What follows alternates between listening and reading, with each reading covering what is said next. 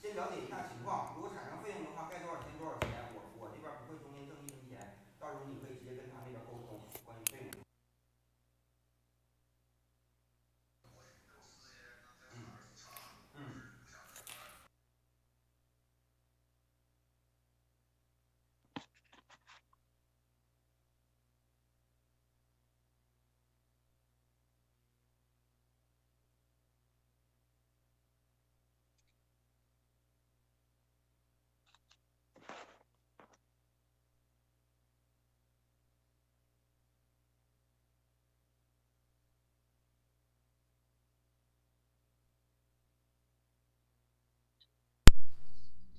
So, hello everyone, my name is Tim. I will be hosting this conference right now.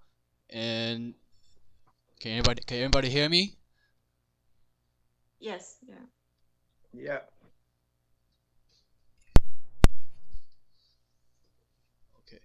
Okay, so for this conference, we will start with two parts. The first part will be the introduction some Turkey project, and we will be showing some real estate video, and we will briefly introduce the project of Turkey.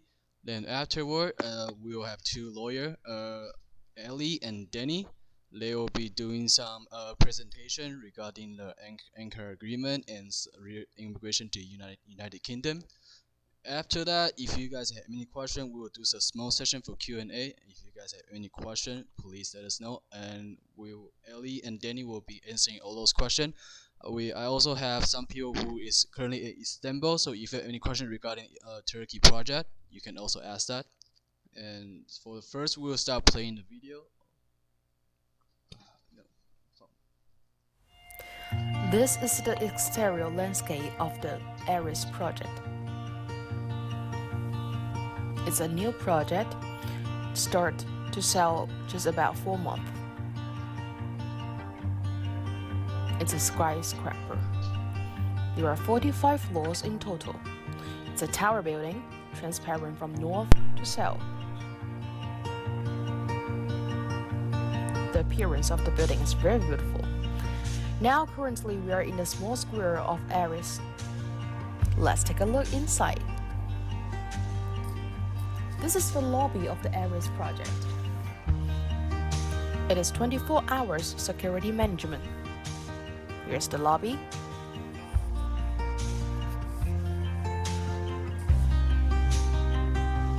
And here are the mailboxes.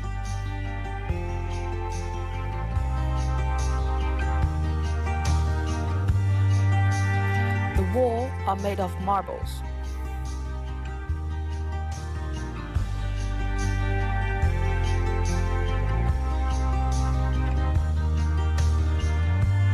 Residents have been living in the Ares for 4 months already. The residents' occupancy rate reached to 1/3. These are elevators. There are 4 elevators in total. The speed is very fast. We can see it from the button numbers.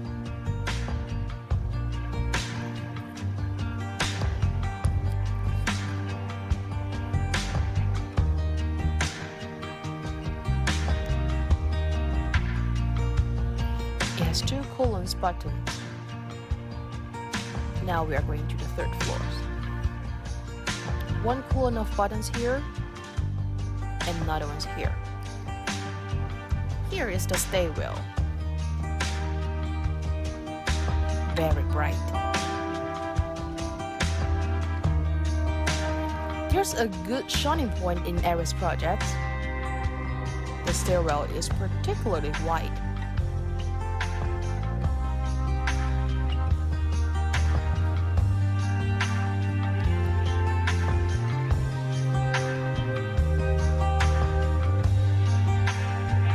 The lights are all inductive. It comes on automatically when you walk in here.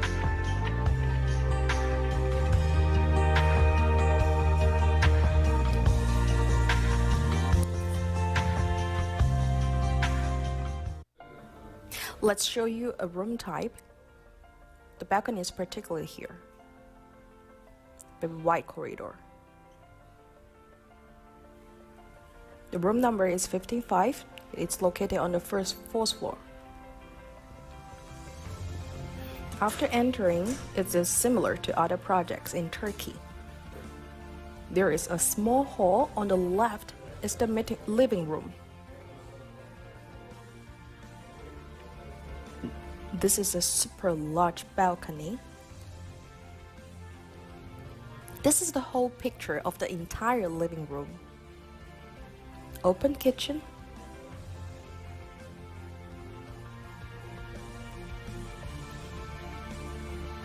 Let's take a look here. Let's take a look in the corner. It just happens that the sun is setting. Very nice view.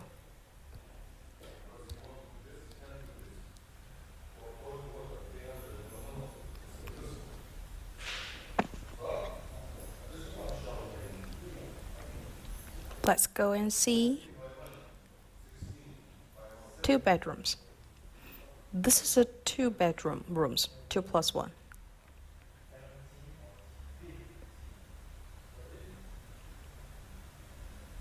This is the master bedroom. It also comes with a small balcony. A master bedroom with 2 bathrooms.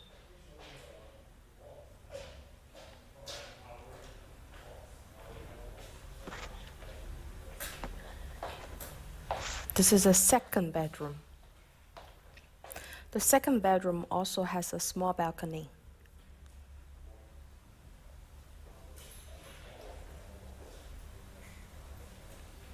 There's a cupboard at entrance. And there is another bathroom on the right. This is our Aris project, a new project. It's a tower building with 45 floors in total. It's the highest building in this area. Nearby, you can find many restaurants, coffee shops, and dessert shops. Here is a very local traditional Turkish restaurant.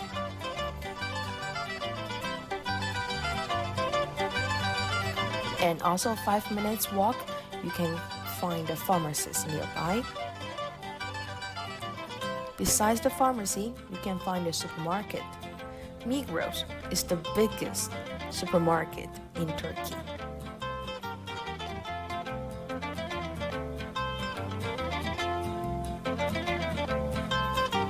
Everything you want to buy here, you can find it. Very convenient to live here.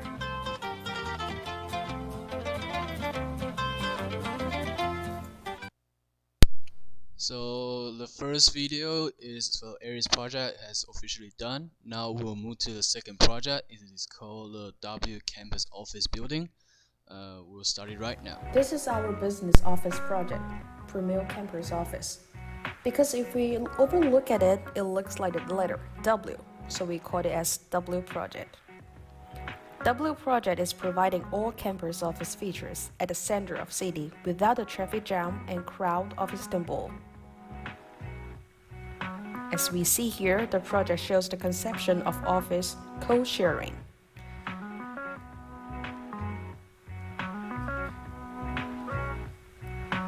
There are 4 main features here: smart offices, efficient spaces, social work environment, and sustainability. For example, like we see, here is the Istanbul Bilgi University. Every week, there comes more than 6,000 students to join the classes. And also, the occupancy rate here is already reached to 70%. The DB Senker Logistic, BMW, Epson, DSV Logistic Company already here. And also for the Pizza Hut, Coffee Nero, Starbucks, and many local restaurants are already moved to here.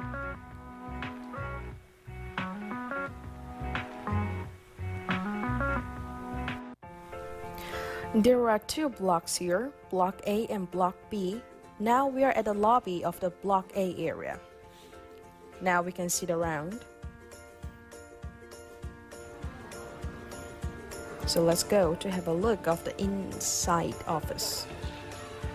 There are 6 floors in total, but there's also the 7th floor with a large terrace.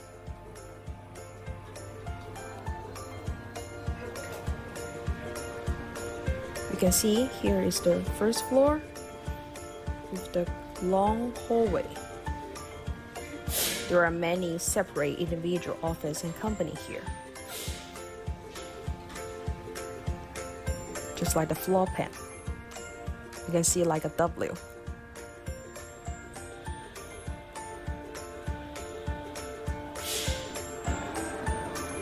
Now we are going to see the largest meeting room, the social media meeting room. We can arrange a large meeting or promotion here with 100 people.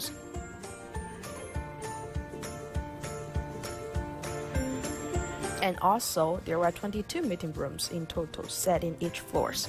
This is the sample of the small meeting room. We can see the schedule if you have an advanced booking. And now here is the outside balcony for the officers to have a break here. We can see from here to outside, the view is very good. The office has the good advantage of the socialization, entertainment, and sportive facilities. Now we can see an outdoor area which is available to hold a press forum or cocktail promotion. Also, we have the indoor public lounge. We can arrange normal meeting here. Or the officers can have a small relax with the colleague. They supply the hot drinks and normal beverage. You can also enjoy the billiards here. Here is the fitness gym, well equipped with the fitness facilities, table tennis table, and mini basketball playground. Additionally, you can enjoy the sauna, Turkish bath, and the swimming. It opens from 7 o'clock in the morning to 10.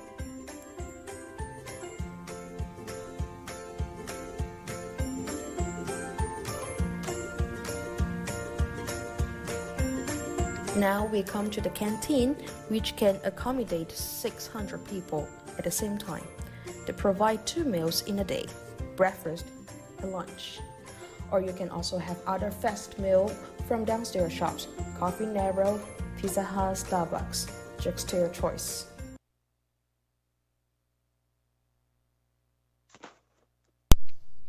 Okay, so now the video has already done. We will have Ellie, and you can take over the conference and introduce the project.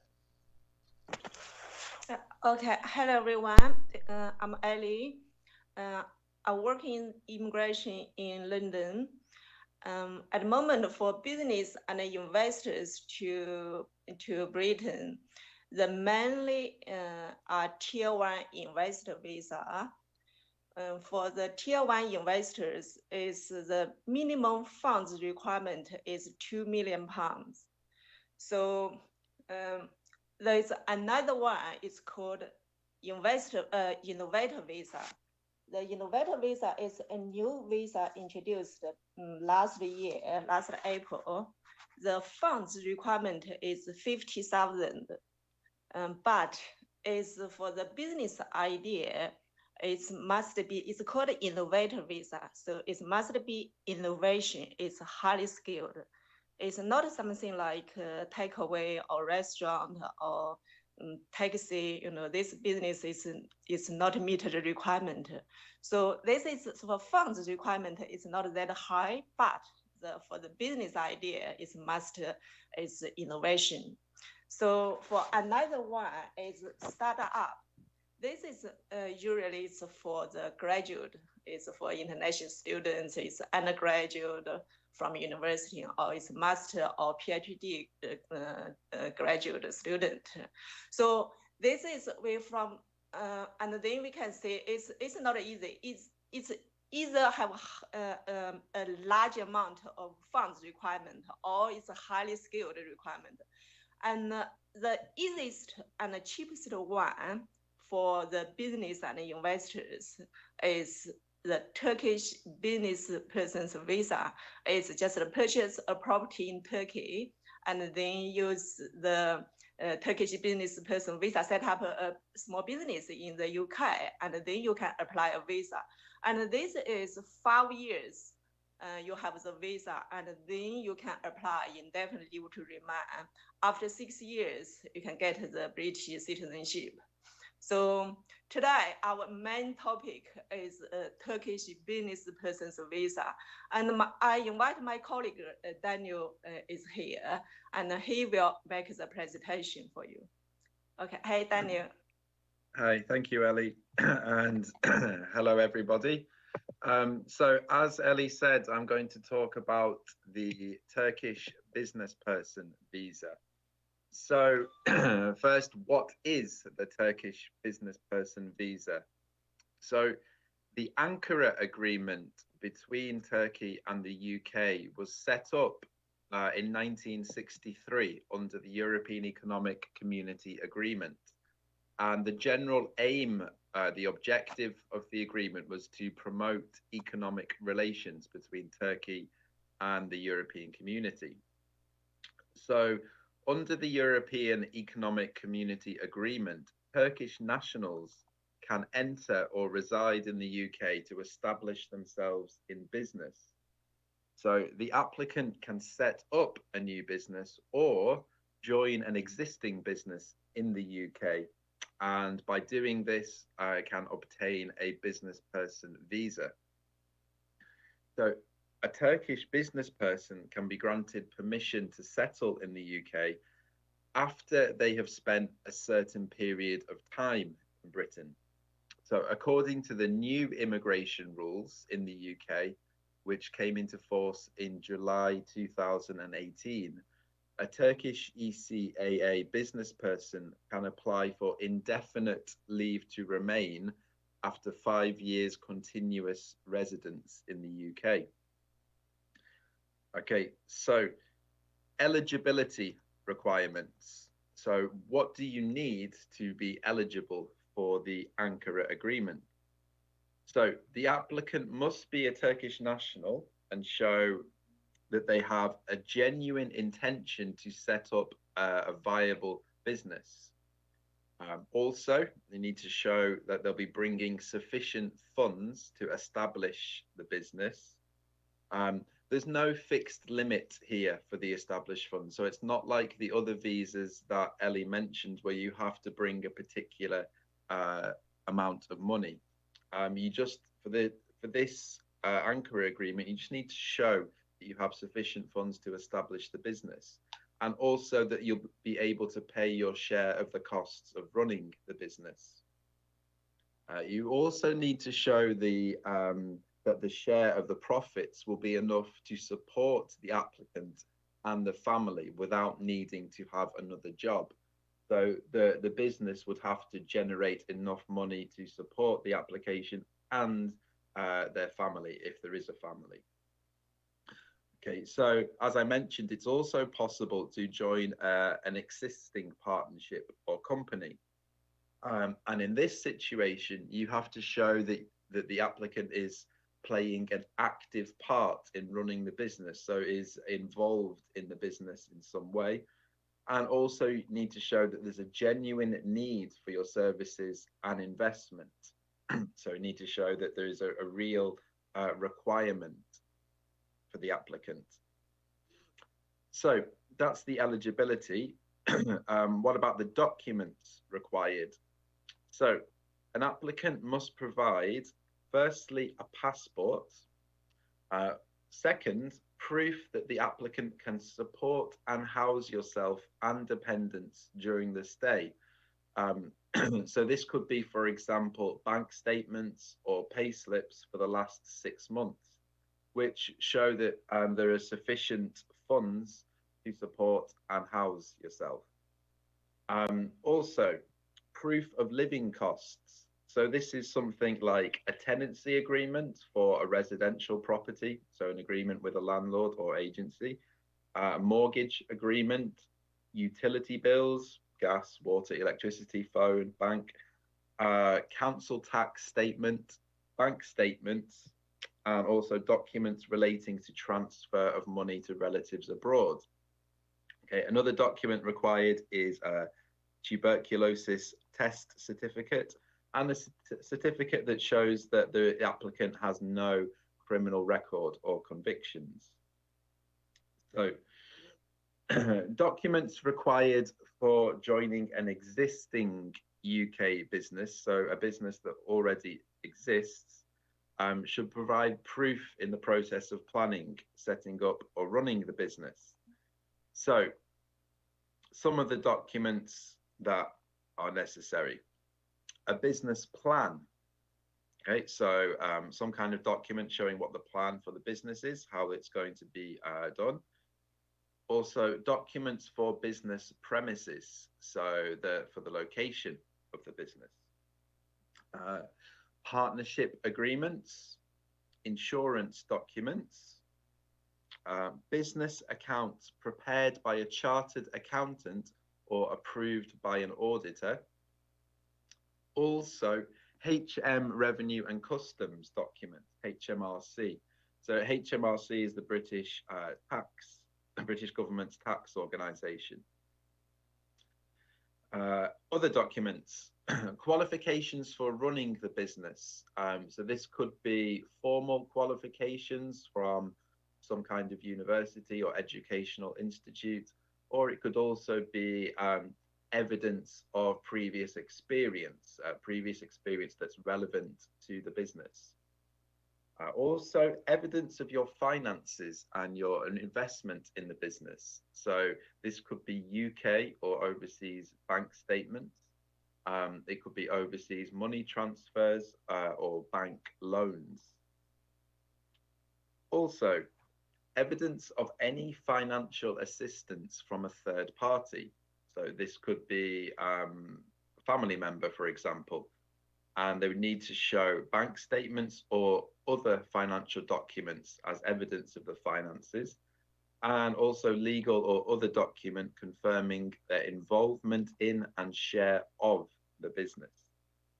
So for any third party that's involved, we'll need to see financial evidence of that.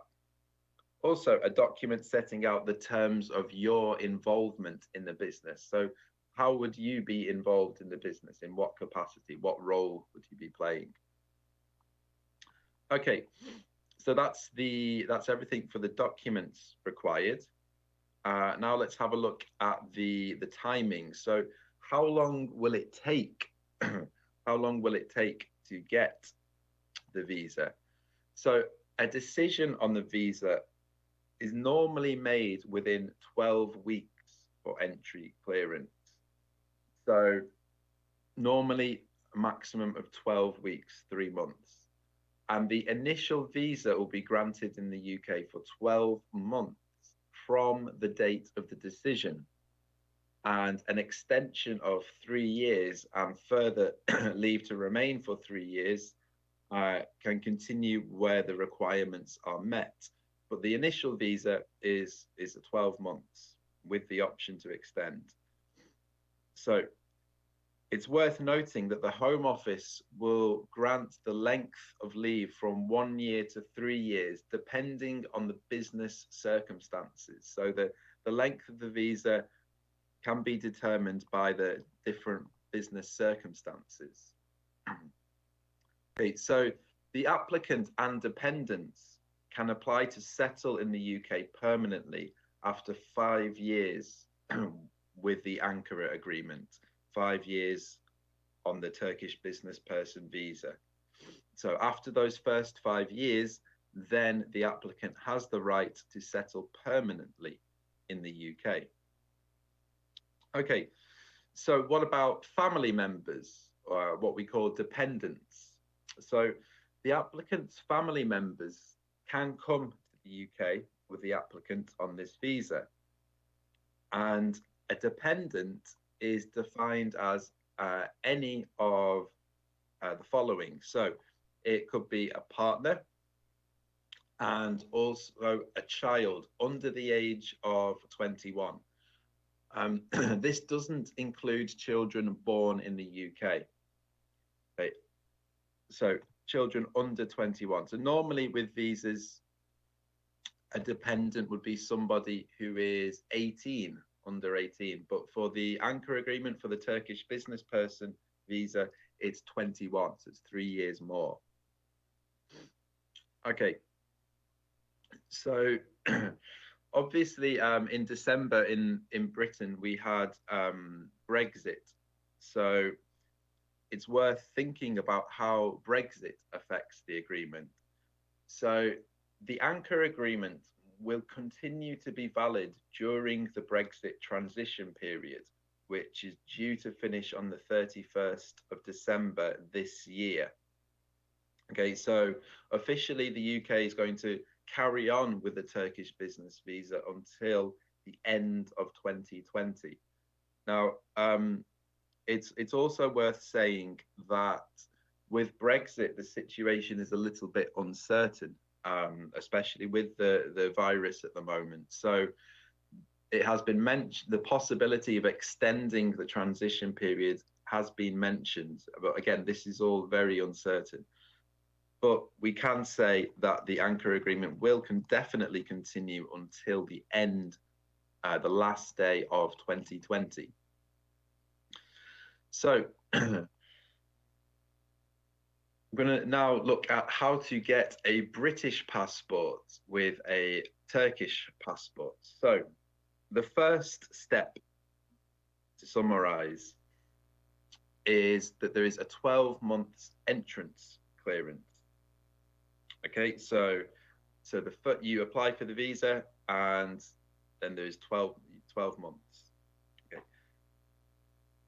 So for this, the applicant needs to be resident in the UK for 6 months of every year. So a minimum of 185 days living in the UK each year. So after the first 5 years, then with 6 months continuous residence in each year, then the applicant can apply for settlement, for indefinite leave to remain. And then after 6 years, with residence of 9 months in the 6th year, after that, then the applicant can apply for a passport. And then, as I mentioned earlier, there are also a first 3-year extension and a second 3-year extension, which is possible depending on the business circumstances. So until the end of 2020, the anchor agreement is going to stay in place. And this has been confirmed by a number of different sources. Okay, so moving on, we can see here showing that the British Chamber of Commerce in Turkey, Turkey's London ambassador, and the British ambassador all confirming that talks after Brexit are continuing about the anchor agreement. Okay, so now we're going to talk a little bit about Britain itself. So what is the UK like as a country? So as a little introduction, Britain is a sovereign state comprising the island of Great Britain and Northern Ireland. So it's 4 individual countries: England, Scotland, Wales, and Northern Ireland. And the UK is a democracy with a parliamentary system, and the parliament is located in London, the capital. We also have in Wales, Scotland, and Northern Ireland local parliament systems that govern those respective countries. So the total area of the UK is 94,000 square miles, or 240,000 square kilometers. And the population as of 2019 is 67 million. So the southeast of the UK, with London as the centre, is the most densely populated part and also the economic centre. So also we have various other large cities around the UK, which we're going to talk about soon. So the time difference with the UK and Hong Kong is 8 hours. Okay, so looking at some advantages of UK immigration. So firstly, it's easy and fast to apply for a tier 1 visa in 1 month. And there are no requirements for management experience, education, or language. So this is particularly useful, especially the language part. So with the anchor agreement, for example, there are no language requirements initially. So you don't need to speak any English, which is very different from many other visas where you're required to pass an English test and demonstrate that you have a sufficient level in English. Okay, British corporate bonds investment. This is superior to other immigration by investment programs in other countries. England has a prestigious education system with excellent private and public schools. So we have the very famous Oxford and Cambridge universities, which are both still two of the best universities in the world. But we also have a lot of other very, very high quality universities and public schools as well. So there is free education for accompanying children between 5 and 16 years old. Britain is a very economically prosperous country. Obviously, historically, one of the most prosperous in the world, but it continues to be very strong in a number of areas. And it's politically stable as well. Our constitutional monarchy has been around for hundreds of years now, and the British political institutions are very strong, very stable. We also have a pro-business government, so the business regulations are very friendly, and as well as that, monetary stability. So the pound is a very stable still currency. The quality of life in the UK is very, very high. So there are free medical benefits for the whole family with the British NHS system, which is still one of the best public health systems in Europe. As well as that, Britain is a very, especially in London, a very, very clean place to live.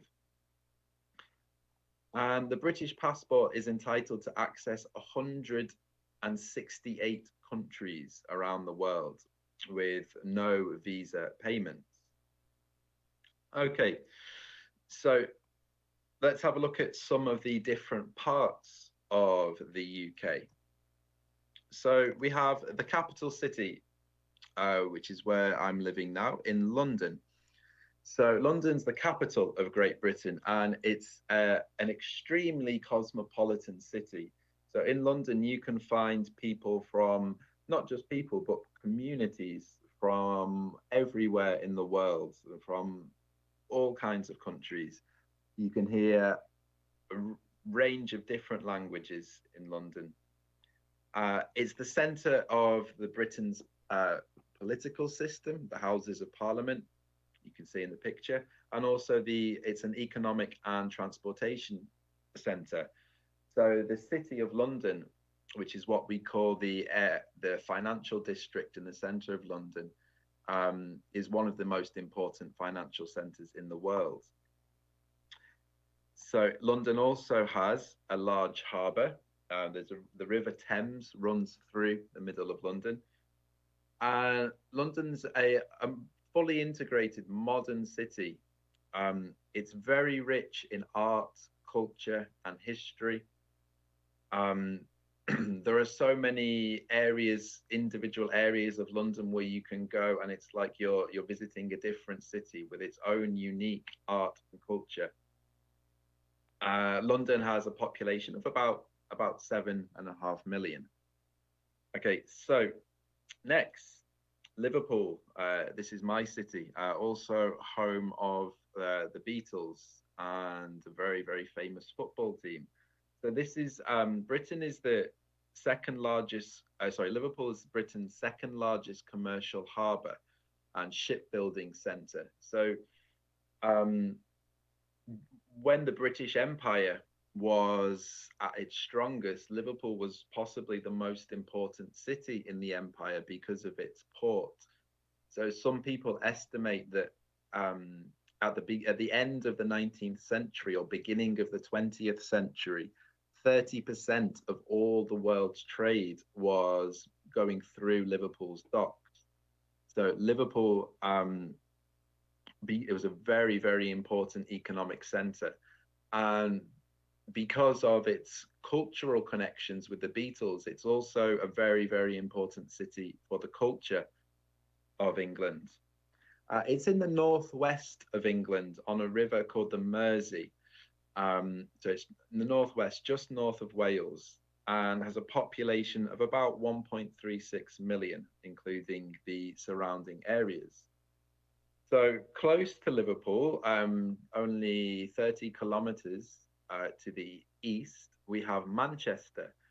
Manchester is often called the London of the North, or it's often called the Northern Powerhouse. So it's a large city with a lot of economic opportunities.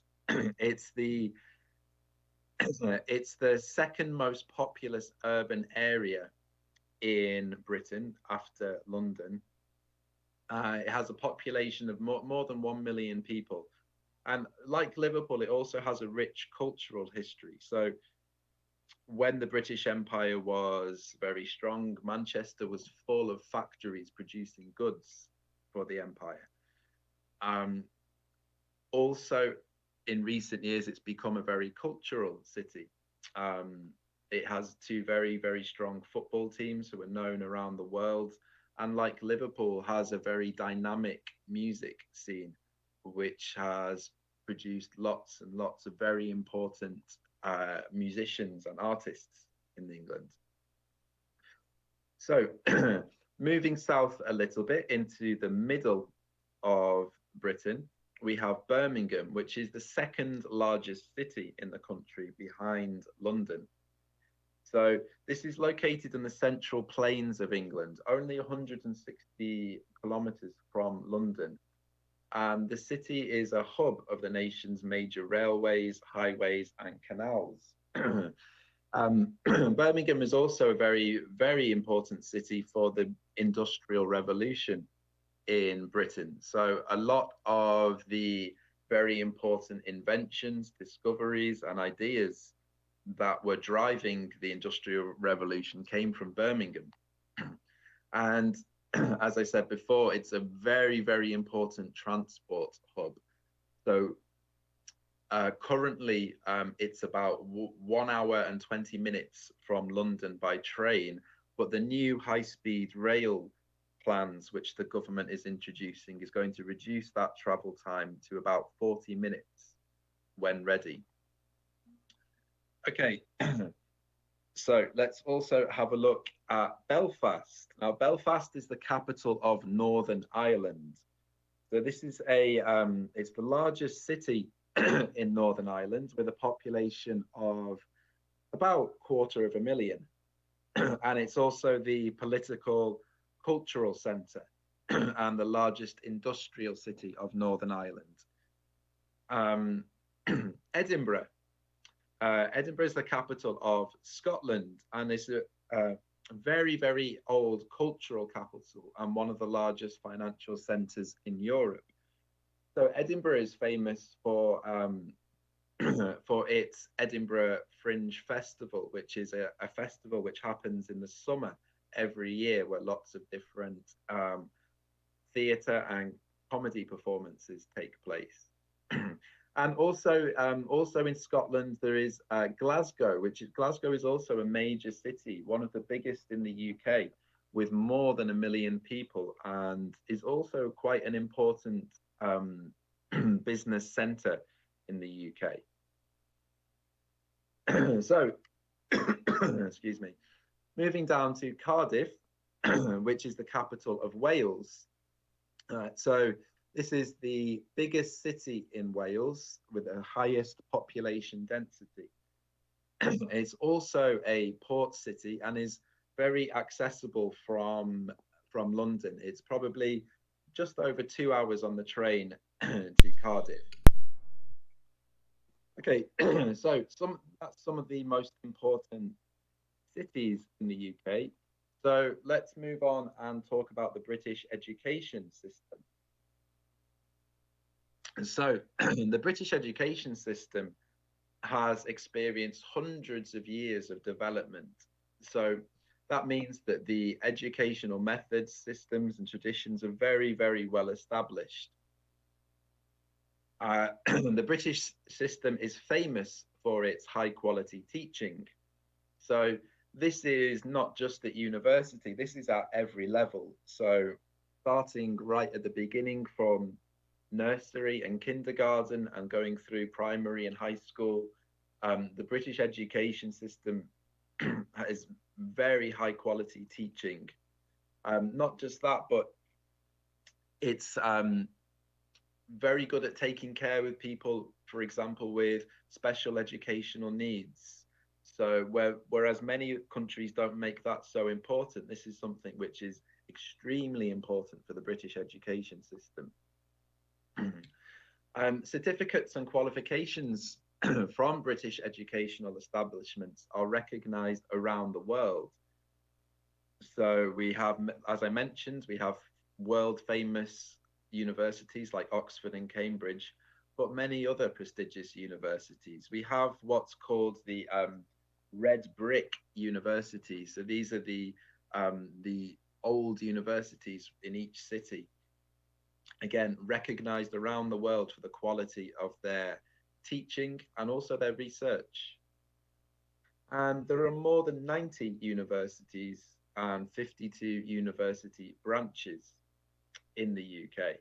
And we can see some of the famous ones: Cambridge, Oxford, the University of St Andrews in Scotland, Imperial College London, and also the University of Liverpool.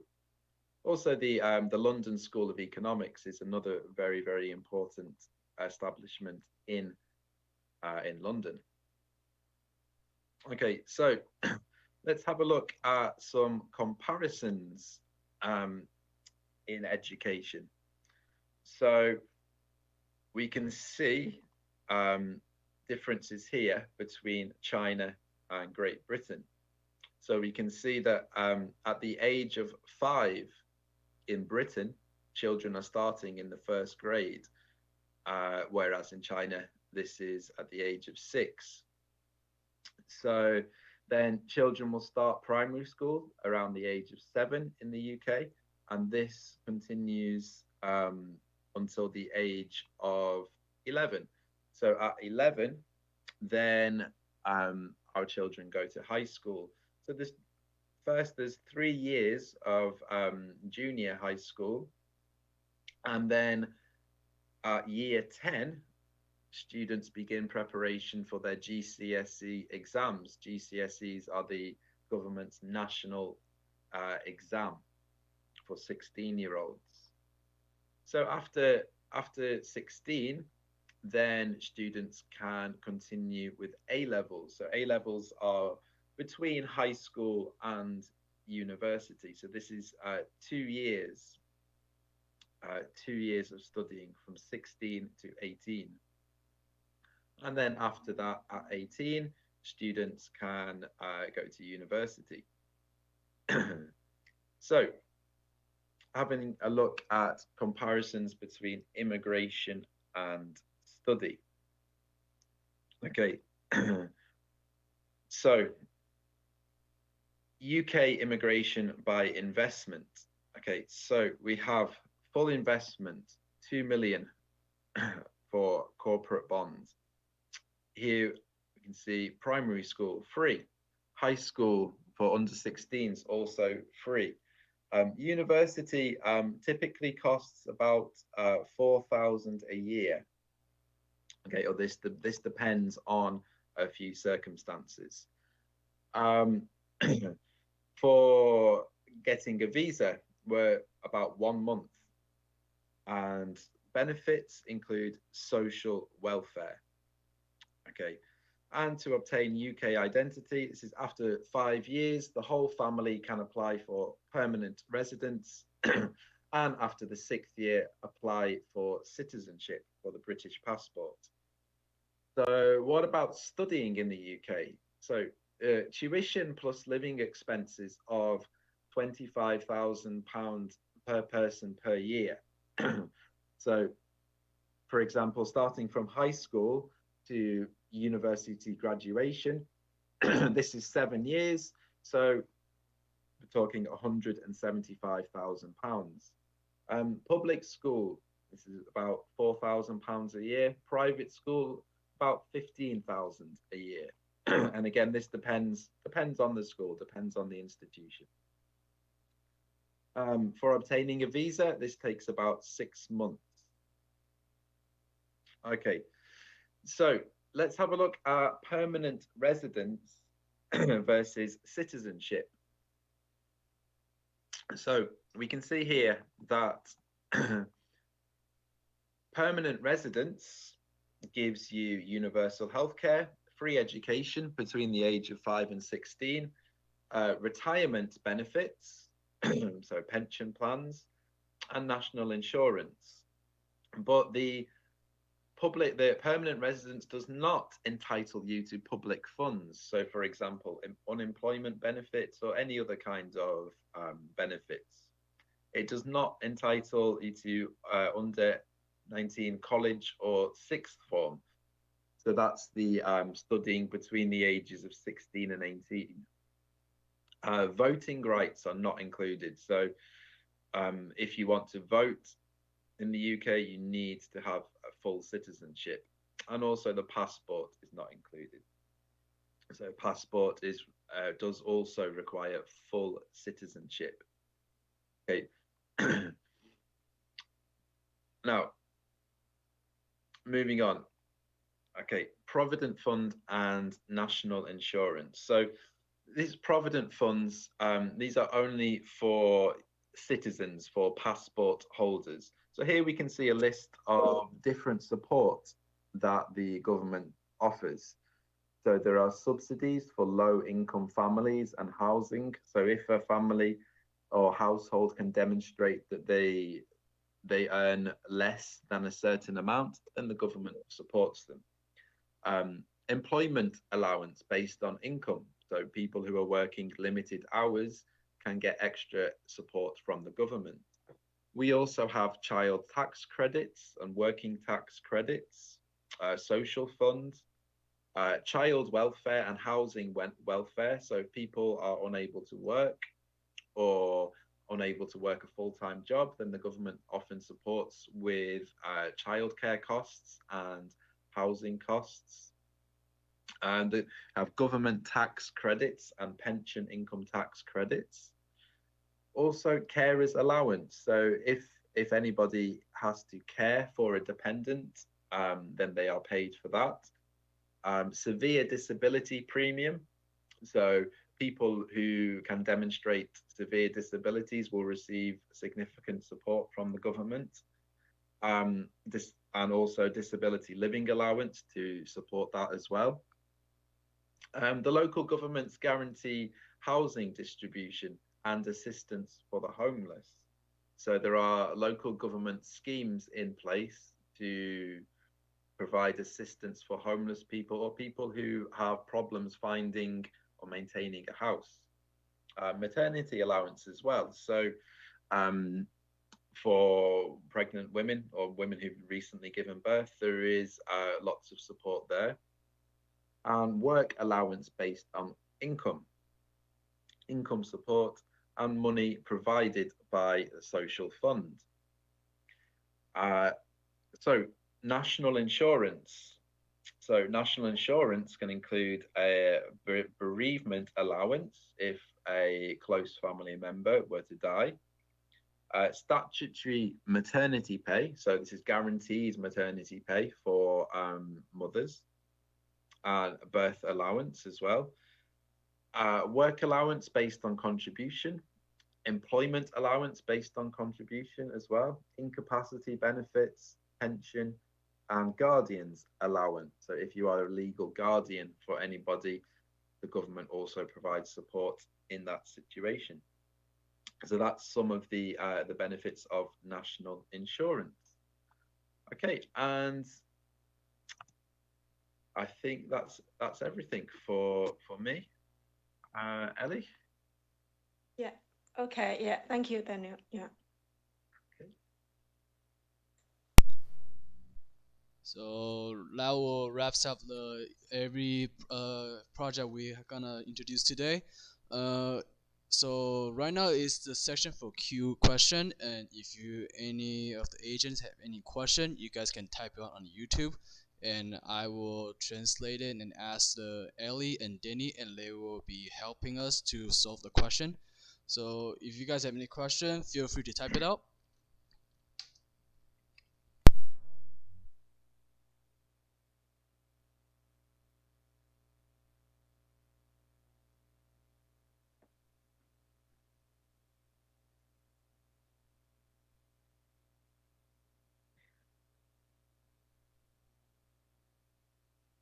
Okay, now we had the very first question.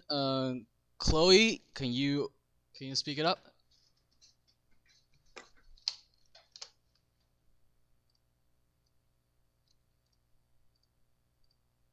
Yes.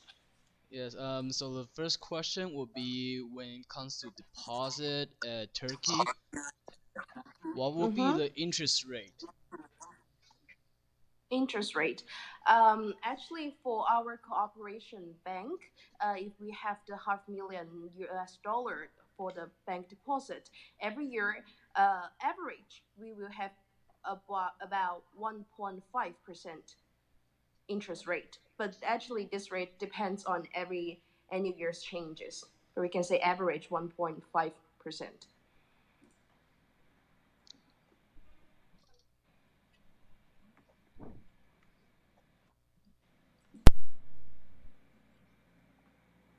Okay. For the next question, we might have to ask Ellie.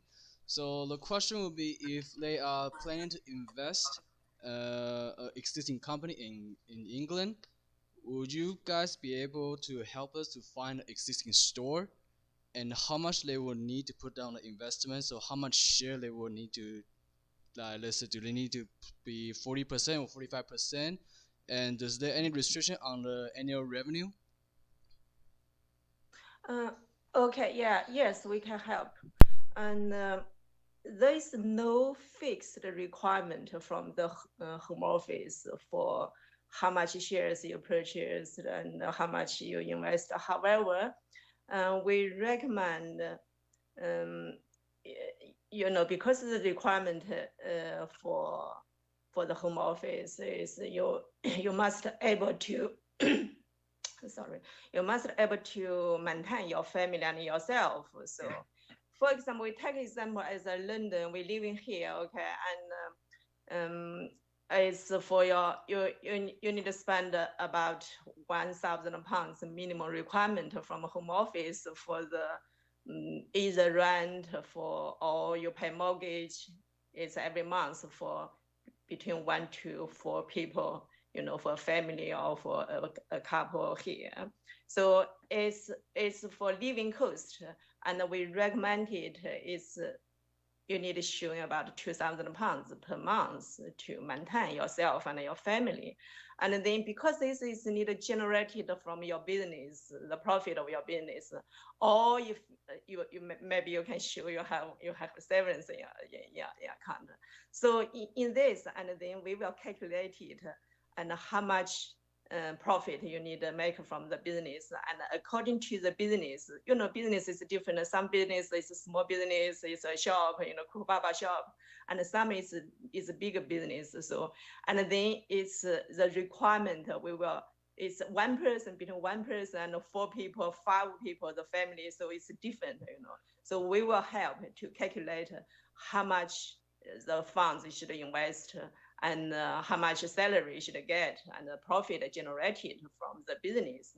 And then we recommend how much shares you should purchase. Yeah. Okay. Yeah. And the following question, which is also related to the second question, is if they are staying with Turkish business person visa, do they really have to run this company, or are they allowed to work in other company? Yeah, the for immigration rules, the requirement is the applicant must work for the visa full time. It's not allowed to have another job.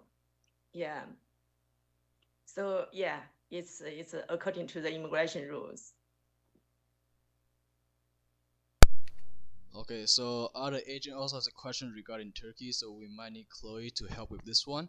So, Chloe, are you here? Yes. So when they submit the application for Turkey citizen program, and the children who is not 18, but when the application when they got approval for the application, the kids is over 18.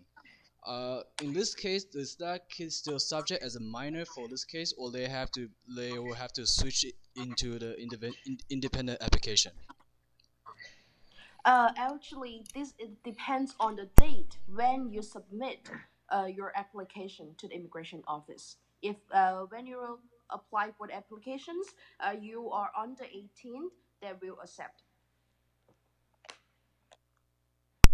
So if they're over 18, they are not allowed to apply. Is that correct? Yes, if the children are over 18 years old, they can only apply for the resident permit. Okay.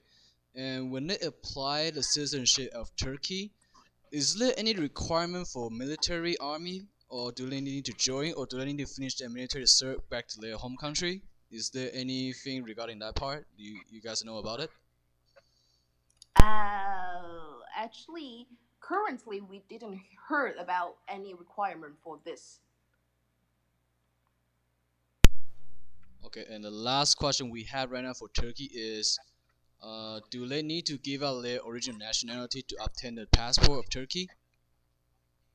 No, actually, Turkey, in this country, they accept dual nationalities, so you can maintain both your original nationalities and Turkish nationalities.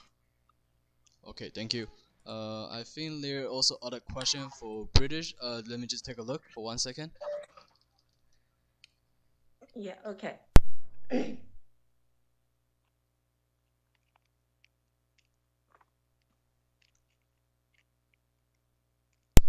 Okay, Ellie. So here's another question. When they apply, do the whole family need to apply in the simultaneous time? Do they need to apply in the all together? And is there any requirement for residency? So that will be the question. Yeah, when you submit the Turkish business visa application, you can apply for main applicant. You submit the application first. When you visa get approved, and then you can apply for your family. Yeah, or you can apply at the same time. So it's up to you, up to the applicant. And for the permanent residence, and it's also the same. You can either apply at the same time, the whole family apply together, or you can apply separately. And so there's no requirement for this.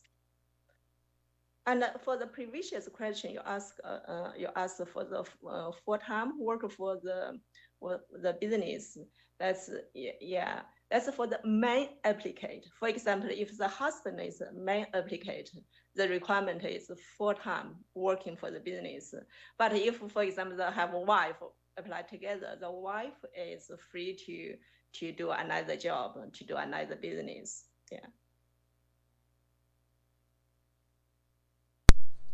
Okay, I think we just got another question for Turkey and Chloe. So the question is, when they obtain the passport, what's the validation date for the Turkish passport? How long will it last?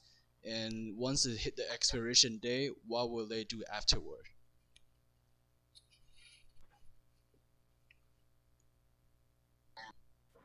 Actually, for the valid date, for the adults, their passport can maintain to 10 years, but for the children, only 5 years, but it can renew after 5 years.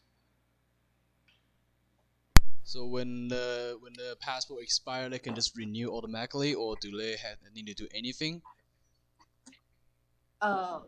Just a simple applied. Oh, Yeah. okay. So But there's for the adults, the passport is for 10 years. Yeah. okay. So there's no special requirement for it. Yes. Okay, thank you.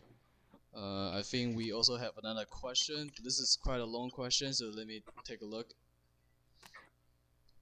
This will be the question for Ellie. So right now, the subject is children. If the parents is both not applying, but their children is currently a student in the United Kingdom, can they use the children to apply the? Sorry, give me 1 second. Let me read it again.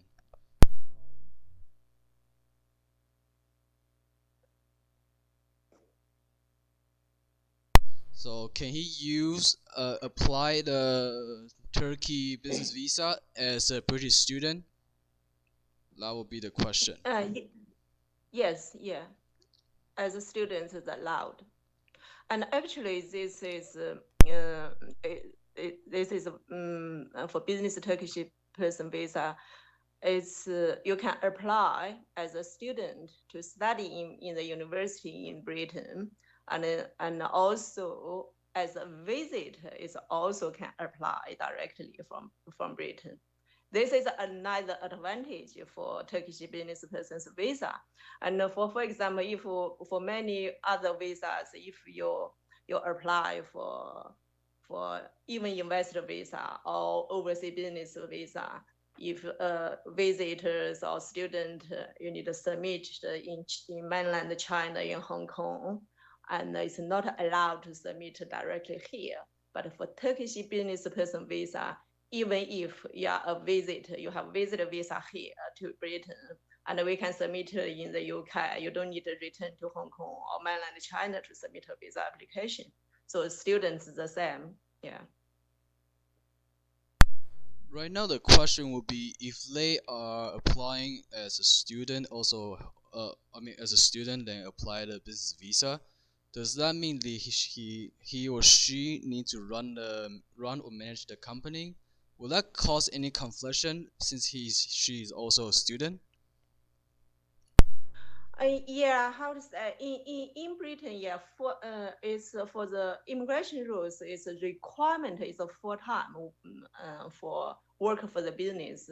But for the business, it doesn't mean you must run the business yourself, and you can hire someone to do it, a business a manager, and then, for example, if you the student set up just join a restaurant, or even if he purchased a Chinese restaurant himself, and he is just a manager there, he is a director, and he can study and running business at the same time, and but he need, of course, need an experienced person there to help in charge of the business. That's no problem. Yeah.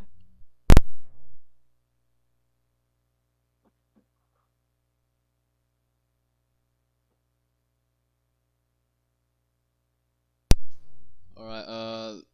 Does anyone else have any other question they would like to ask?